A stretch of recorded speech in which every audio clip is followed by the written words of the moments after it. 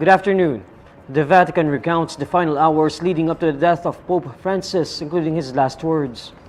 According to Vatican News, it was the Pope's personal nurse who encouraged him to greet the crowds in St. Peter's Square on Easter Sunday, April 20. Before Easter, the Pope had hesitated and asked his nurse, Massimiliano Strapetti, if he would be able to manage the ride in his Pope-mobile. But the Vatican News says Pope Francis was reassured by his medic. The Pope appeared exhausted on Easter Sunday but nevertheless greeted the crowd and rode around St. Peter's Square cheered by thousands of faithful. After what would be his final Pope-mobile ride, the report quotes the Pope as having expressed his gratitude to his nurse for encouraging him. The Pope then spent Sunday afternoon resting in his Vatican residence and had a peaceful dinner. The report says the first signs of illness appeared at around 5:30 a.m. local time on Monday, April 21. More than an hour later, the Pope reportedly waved to his nurse Strapetti from his bed. The Vatican News describes it as a gesture of farewell before the Pope fell into a coma.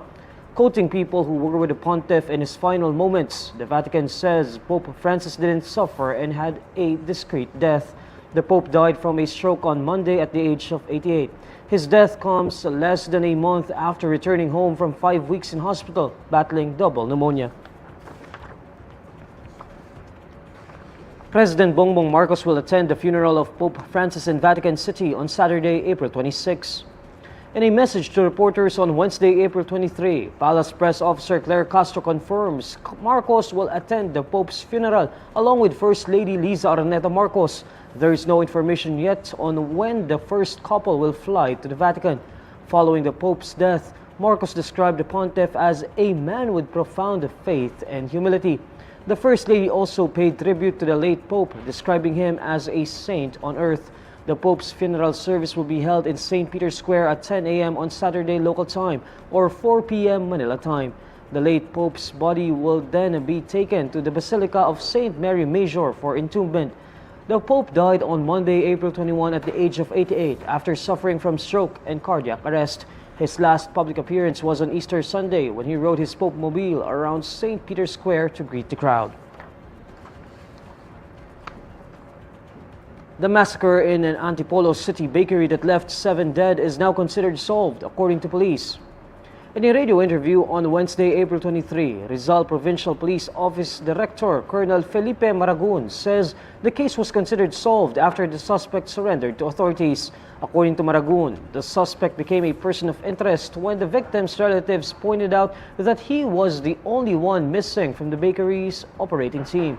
Maragun says they all came from Masbate province and set up the bakery as a joint venture last year.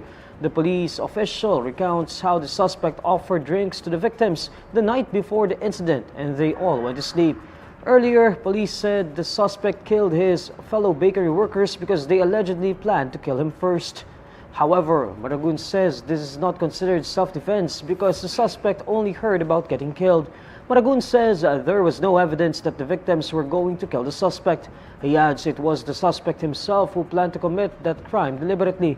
The massacre occurred in Barangay Kupang in Antipolo City on Tuesday morning, April 22.